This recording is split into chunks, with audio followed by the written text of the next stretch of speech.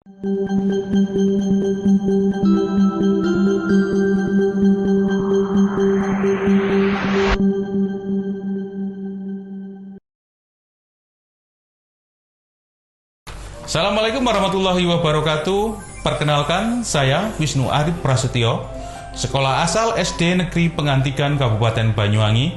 Sekaligus saya mahasiswa PPG dalam jabatan angkatan pertama tahun 2022 di LPTK Universitas Negeri Malang. Pada kesempatan hari ini, Rabu, tanggal 5 Oktober tahun 2022, saya akan melaksanakan ujian kinerja di SMP Rodutus Salam, Kecamatan Blimbing Sari, Kabupaten Banyuwangi.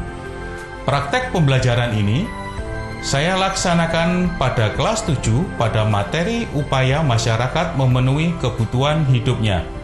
Berikut ini video uji pembelajaran kinerja saya.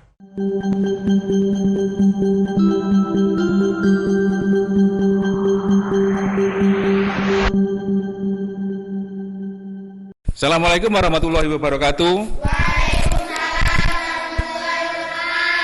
Selamat pagi anak-anak. Pagi, Pak. Gimana kabarnya hari ini? Baik. Mohon untuk ketua kelas dipimpin berdoa.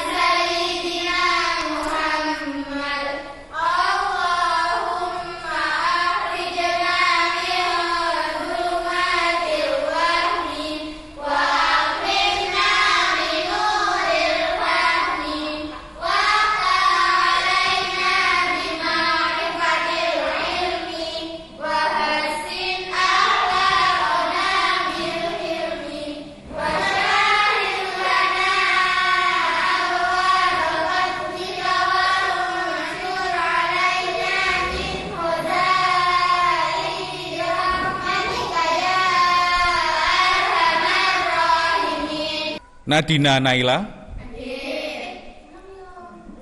Dwi Setiasari, jangan lagi semua ya. Dwi Jatul Hikmah, Eki Karisma, Vina Maharani, Fitria Dina, Lauria Ismayanti Rahmania, Margining Utami, Nurul Inka Saiful Jana, Umi Maidatus Zahro.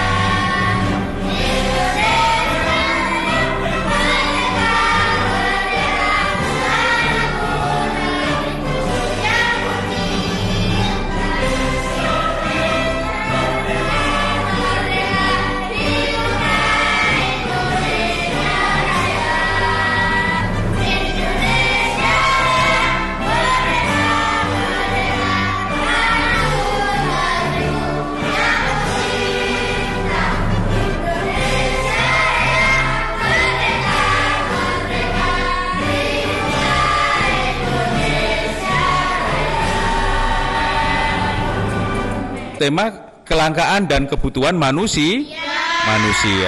Capaian pembelajaran hari ini kita akan memahami bagaimana masyarakat saling berupaya untuk dapat memenuhi kebutuhan hidupnya.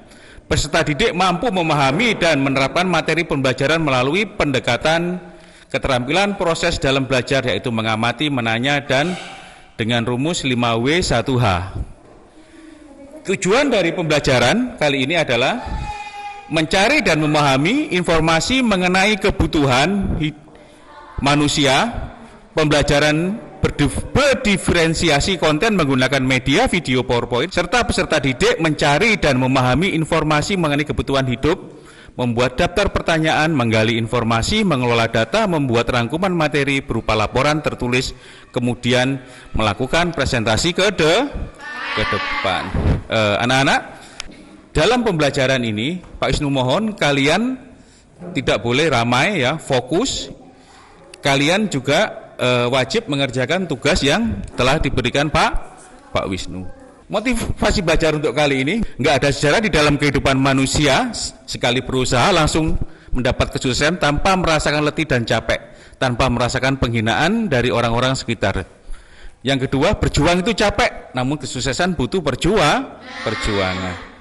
Sekolah capek, tapi untuk bisa sukses akan diraih pada masa depan. Ini rubrik penilaian untuk kalian. Jadi Pak Wisnu akan menilai kalian berdasarkan pada penilaian keterampilan, yaitu pada presentasi ada nama peserta didik, kemampuan, keaktifan, kelengkapan dalam menjawab, kerjasama dalam kelompok, dan dalam jumlah skor. Apa sih yang dimaksud dengan kebutuhan manusia? Kebutuhan hidup adalah segala sesuatu yang diperlukan untuk melangsungkan hidup, baik bersifat material maupun non-material, atau juga bisa dikatakan sebagai kebutuhan sandang, pangan, dan papan. Itu adalah kebutuhan pokok. Sandang itu apa? Pangan? Papan? Tempat tinggal, ya. Jadi itu adalah tiga kebutuhan pokok manusia: sandang, pangan, papan. Nantinya kita akan bahas ini nanti, kemudian kalian diskusikan sama-sama ya. Apa sih apabila nanti kebutuhan sandang, pangan, papan ini tidak terpenuhi? Apa yang terjadi? Nanti kita akan bahas. Baik anak-anak, kita akan tonton video berikut tentang kelangkaan BBM. Apa BBM? Tahu BBM? Bahan bakar minyak. Bahan bakar minyak jenis solar langka di Deli Serdang, Sumatera Utara. Sementara di Papua Barat, BBM subsidi jenis Pertalite dan biosolar mengakibatkan antrian panjang kendaraan di SPBU.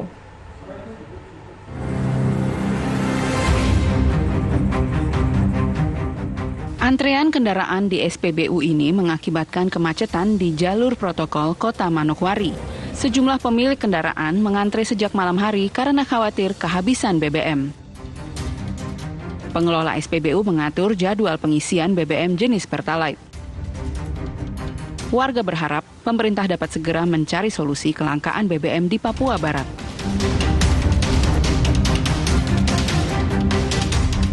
Di Kabupaten Empat Lawang, Sumatera Selatan, BBM jenis Pertalite juga langka.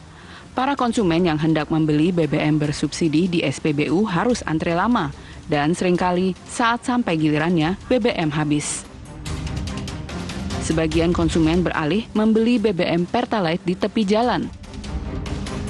Pertalite selalu tersedia di penjual eceran tak resmi ini, meskipun menurut aturan Kementerian ESDM, BBM bersubsidi tidak boleh diperjualbelikan kembali.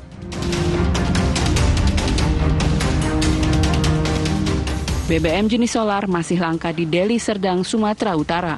Antrean panjang truk-truk angkutan barang tetap terlihat di sejumlah SPBU. Karena pasokan BBM jenis solar di SPBU lain kosong, para sopir truk harus rela mengantre berjam-jam agar bisa mendapat solar. Dari Deli Serdang, Sumatera Utara, Empat Lawang, Sumatera Selatan, dan Manokwari, Papua Barat, tim TV One mengabarkan. Lantas, bagaimana tanggapan warga soal wacana kenaikan harga BBM Pertalite bersubsidi? Berikut informasinya untuk Anda. Udah pernah dengar belum ada wacana BBM Pertalite mau naik lagi, Bu? Sudah dengar, sudah. Menurut Ibu setuju nggak kalau Pertalite ini naik lagi, Bu? Untuk ini ya kenaikan BBM termasuk Pertalite, saya sih sebenarnya kurang setuju banget ya. Karena ini mempengaruhi semuanya. Otomatis kalau bahan bakar naik, nah dari Pertalite naik, semua itu dari bahan pokok, bahan pangan, bahan pakaian, kebutuhan sehari-hari semuanya akan naik gitu loh Mbak. Jadi kayaknya berat banget tuh bagi kita. Tolong saya sih minta sama pemerintah untuk segera dipertimbangkan kembali. Mengingat kita juga habis selesai dengan kondisi COVID seperti ini. Mas Taufik udah dengar belum rencana pemerintah mau naikin harga BBM Pertalite? Udah. Mas setuju nggak? Ya nggak setuju, Mbak. Alasannya apa? Ya alasannya kalau ini dinaikin kita dapat berapa gitu. Masalahnya kalau Pertalite dinaikin untungnya kita berapa. Yang mesti kan untuk yang berkeluarga kan nggak cukup gitu. Kalau ngelihat dari subsidinya sudah makin membengkak dan membahayakan keuangan negara sih mau nggak mau saya lihat itu sebagai langkah yang tidak bisa dihindari lagi kalau saya melihat begitu. Tapi ini bisa berdampak ke harga-harga bahan pokok yang lain loh Mas. Pastinya, cuman kalau misalkan anggarannya juga bocor bahaya juga Mbak. Gitu. Jadi Mas lebih kesetuju apa enggak nih? Ya berat tapi mau nggak mau setuju karena memang itu langkah satu-satunya yang saya lihat paling masuk akal saat ini. Menurut Mas setuju nggak kalau nanti dinaikin? Ya ngikut pemerintah aja ya setuju sebenarnya ya gimana itu kan berimbas pada ekonomi yang lain gitu tapi ya setuju aja lah memang itu subsidi waktunya naik ya. Apa sih yang tadi kalian tangkap dari kelangkaan BBM tadi? Ketika ada kelangkaan, ketika adanya banyak permintaan, maka apa yang terjadi? Harga akan naik. Contoh seperti ini, misalkan, Pak Wisnu menjual tomat. Satu pasar tidak ada yang menjual tomat, cuma Pak Wisnu tok. Hanya Pak Wisnu saja yang menjual tomat. Kemudian apa yang terjadi? Maka Pak Wisnu bisa menaikkan harga tomat dengan enak, dengan seenaknya. Soalnya semua orang hampir perlu tomat.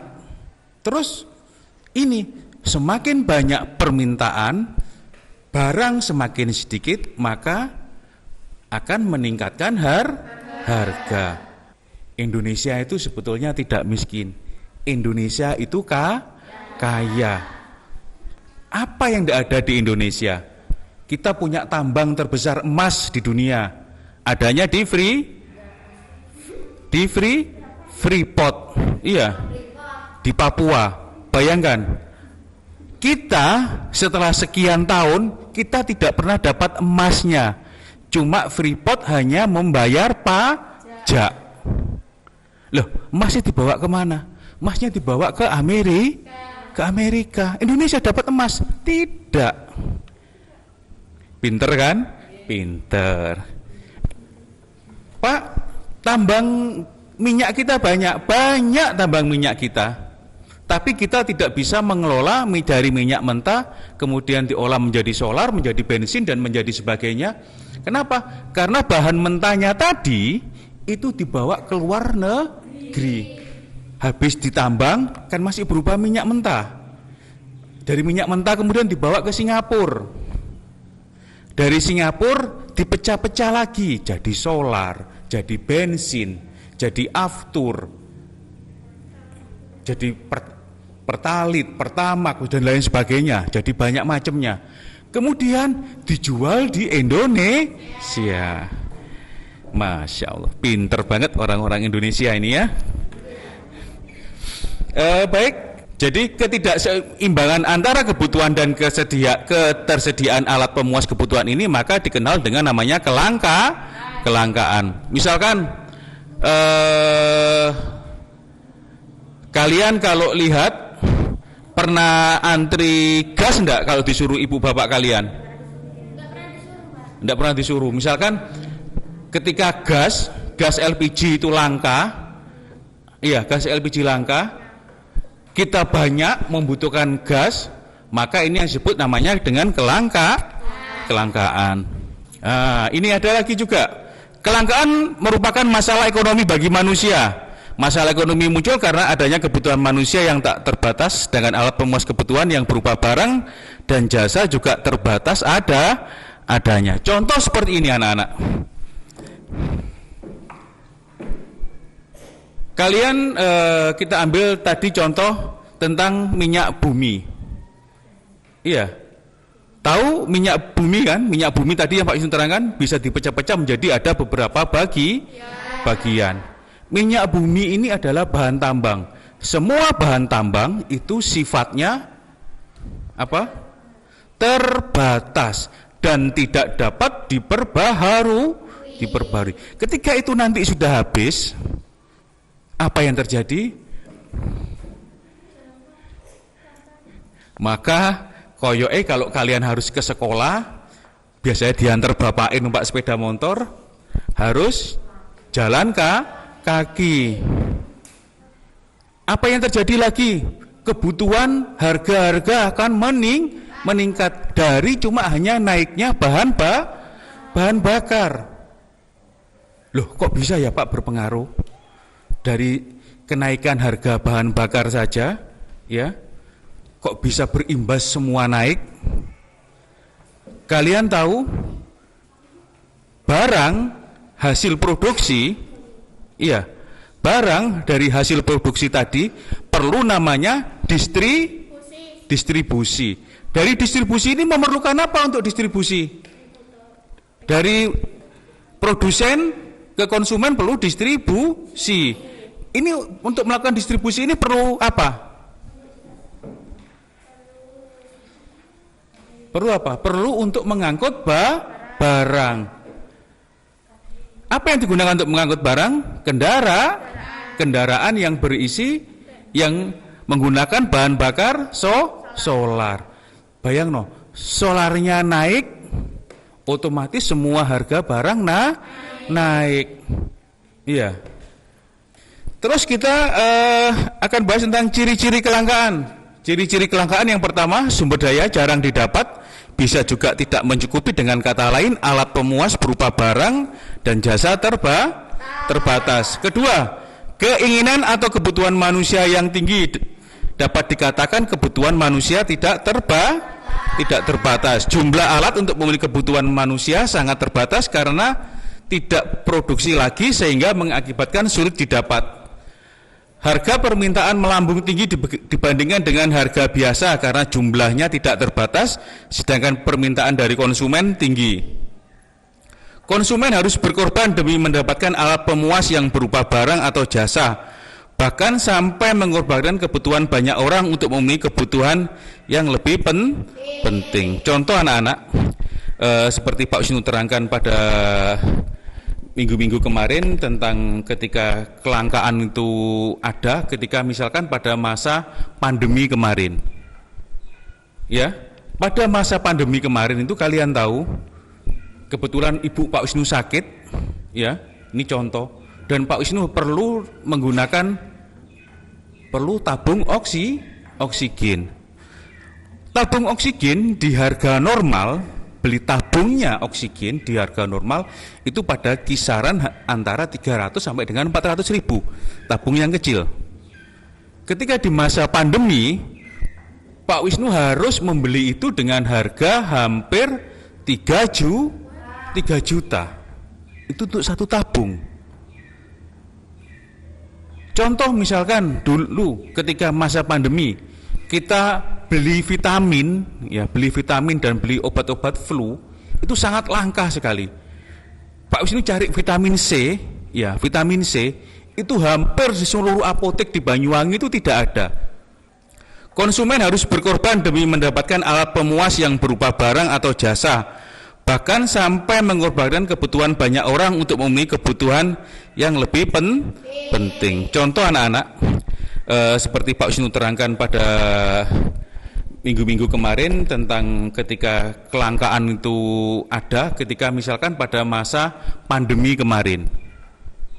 Ya, pada masa pandemi kemarin itu kalian tahu, kebetulan ibu Pak Wisnu sakit, ya, ini contoh, dan Pak Wisnu perlu tabung oksigen. Tabung oksigen di harga normal, beli tabungnya oksigen di harga normal itu pada kisaran antara 300 sampai dengan 400 ribu, tabung yang kecil. Ketika di masa pandemi, Pak Wisnu harus membeli itu dengan harga hampir 3 juta. Itu karena permintaan begitu banyak, sedangkan pihak produsen tidak mampu memproduksi begitu banyak, sehingga permintaan lebih tinggi daripada hasil produksi. Maka ini yang menimbulkan kelangkaan. Kenapa kebutuhan manusia terbatas?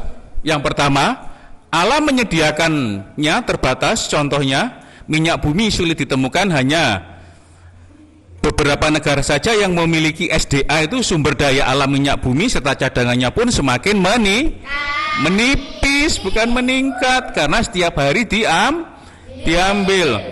Yang kedua, keterbatasan manusia dalam mengelola sumber daya yang ada. Peranan teknologi begitu membantu percepatan produksi, namun tetap saja belum sebanding dengan kebutuhan manusia yang ada.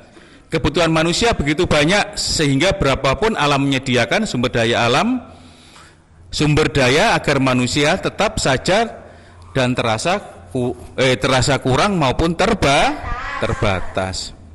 Itu sifat manusia, salah satunya adalah tamak. Kalian punya uang 1 juta, misalkan ya, punya uang 1 juta.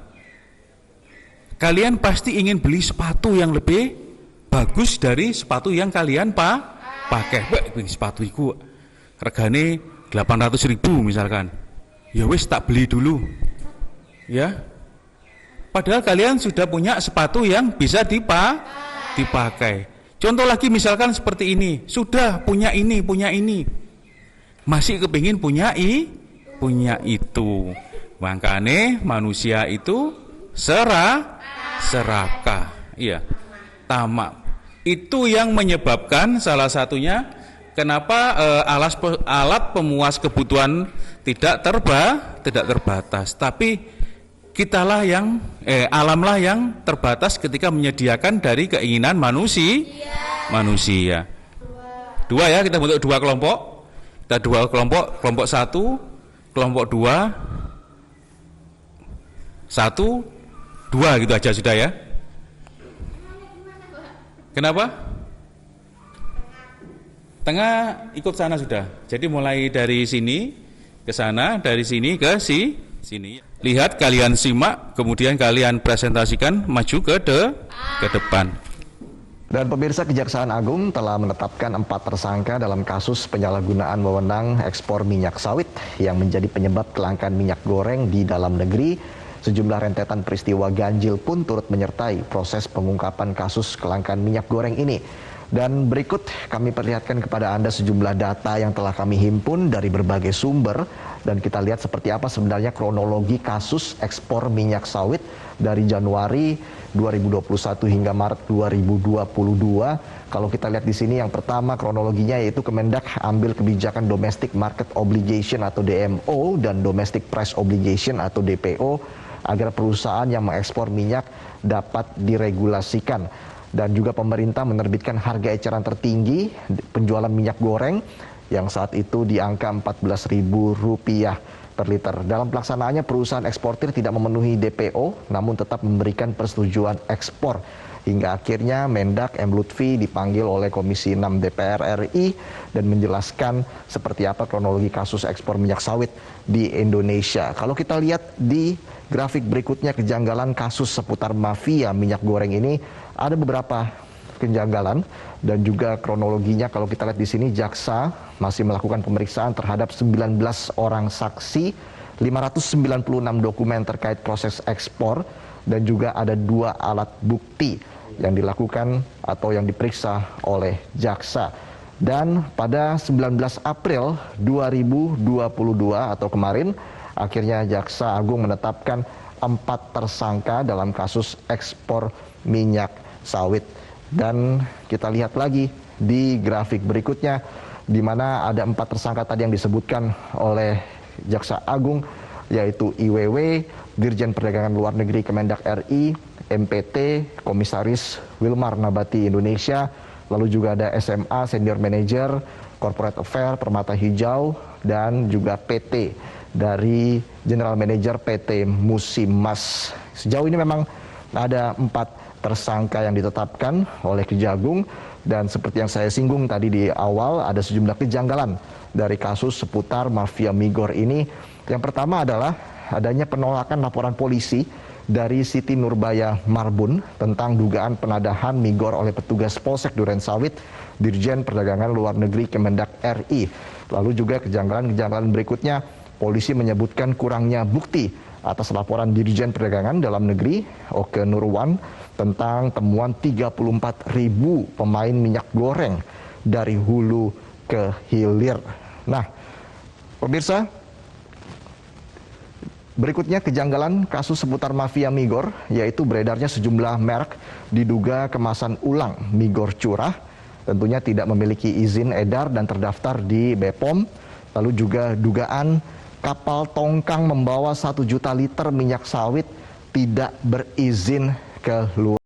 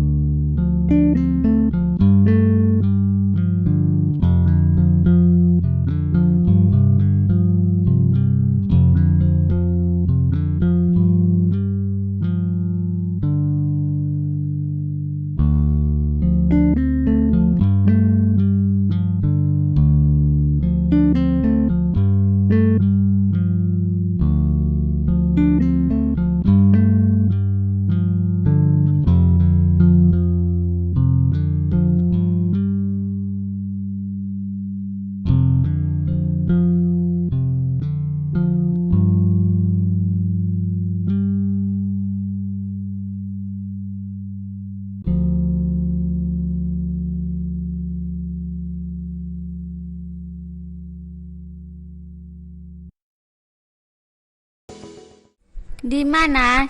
Di Sumatera Utara. Apa kelangkaan minyak goreng? Mengapa? Karena alat pemenuhan tidak cukup untuk memenuhi kebutuhan, atau bisa karena untuk mendapatkan alat pemuas kebutuhan, karena SPBU dalam minyak goreng dijual di luar negeri. Kapan? Sekarang, akan datang, tidak terduga dan sepanjang waktu. Siapa yang dirugikan? Rakyat Indonesia. Dan siapa yang melakukan? Pemiliki minyak goreng atau Ritma. Bagaimana cara untuk mengatasinya? Membuat peraturan pemerintah dilarang menjual minyak mentah dan menangkap, menyelundup, penjualan minyak goreng. Di mana? Sumatera Utara. Apa kelangkaan minyak goreng dan mafia minyak goreng? Mengapa? Karena kurangnya kesediaan bahan bakar minyak, karena diselundupkan ke luar negeri. Kapan? Saat menjelang Hari Raya Idul Fitri. Siapa? Semua rakyat Indonesia. Bagaimana? Dilarang menjual minyak goreng ke luar negeri dan menangkap mafia migor. Ada video tentang kelangkaan minyak goreng. Iya. Di mana kelangkaan itu terjadi? Sebetulnya bukan di Sumatera Utara, tapi di seluruh Indonesia. Iya. Apa yang menyebabkan kelangkaan sebetulnya? Karena kurangnya pasokan minyak goreng di Indonesia. Anak-anak, seperti kita ketahui bahwa Indonesia itu merupakan produsen untuk kelapa sawit, CPO itu terbesar di dunia. Kenapa kok bayangkan produksinya terbesar di sini, tapi kita tidak bisa menikmati minyak goreng dengan murah dan mudah? Iya. Baik, mungkin ada yang ditanyakan anak-anak? Ada yang ditanyakan? Baik, Pak Wisnu akan merefleksi pembelajaran untuk hari ini. Yang pertama, dampak dari kelangkaan adalah yang pertama adalah kenaikan harga, ya, pengangguran meningkat, kriminalitas meningkat, dan angka kemiskinan bertambah. Otomatis dampak dari kelangkaan tadi harga-harga menjadi naik, pengangguran meningkat. Kenapa? Karena perusahaan tidak dapat membayar karyawannya, ya. Kriminalitas meningkat. Kenapa? Karena terjadi banyak pengangguran dan bertambahnya angka kemiskinan. Yang kedua, cara mengatasi kelangkaan adalah yang pertama menyusun skala prioritas, yang kedua menghemat penggunaan sumber daya alam, yang ketiga memanfaatkan sumber daya pengganti, meningkatkan sumber daya manusia, dan pengelolaan sumber daya tepat guna. Baik anak-anak, demikian pembelajaran untuk hari ini.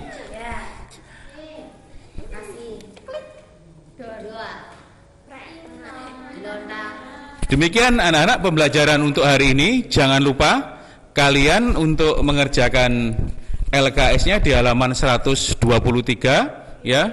Ketika pertemuan besok kita akan kumpulkan. Baik, saya akhiri sampai di sini pembelajaran hari ini dengan bacaan Alhamdulillah. Alhamdulillah. Assalamualaikum warahmatullahi wabarakatuh.